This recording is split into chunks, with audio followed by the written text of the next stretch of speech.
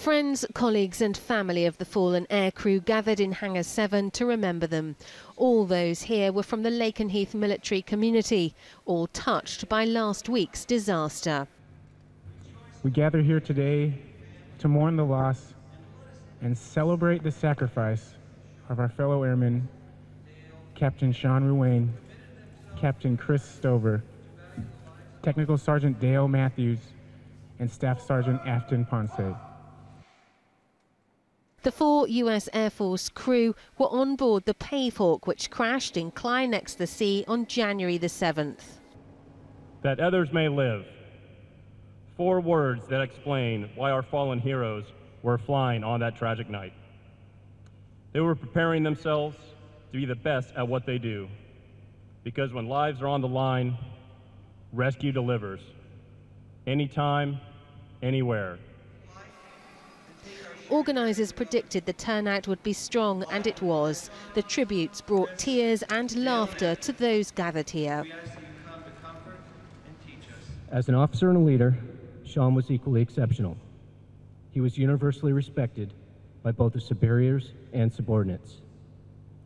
When the crew listing for deployments were posted, those lucky enough to draw Sean always walked away with a smile. They knew they drew the best. Just a few weeks ago, a few of us were sitting around talking tactics. As some of us debated one angle, Chris was prepared to prove us all wrong. He proceeded to write an equation on the board that was about as long as the one Matt Damon solved in Good Will Hunting. It was at this point that I bowed out of the conversation. When Dale was at the 1st Helo Squadron, flying around in Hueys, he was being honored for safely landing their aircraft following a duck that had collided with the windshield of their helicopter. Both Dale and the pilot were covered in duck feathers, beaks, feet, and the rest of it, along with pieces of the windshield, but they were able to safely land the airplane. The presiding officer, Brigadier General Hawkins, asked Dale if he would like to say a few words. Dale, being Dale,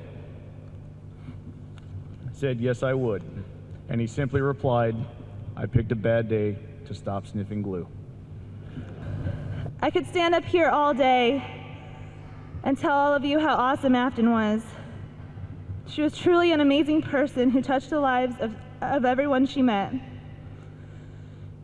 Afton was a wife to a man that she absolutely adored, a mother to 2 boys she loved more than anything in the whole world, and she was my best friend. She'll be missed by many, but never forgotten. This memorial service held here in the hangar was a truly emotional one. It lasted for nearly an hour and a half, and most of that time was spent talking about the characters who lost their lives last week. The tributes weren't paid just from top brass, they were from those who really knew them best, from their friends, and that is what made it so touching.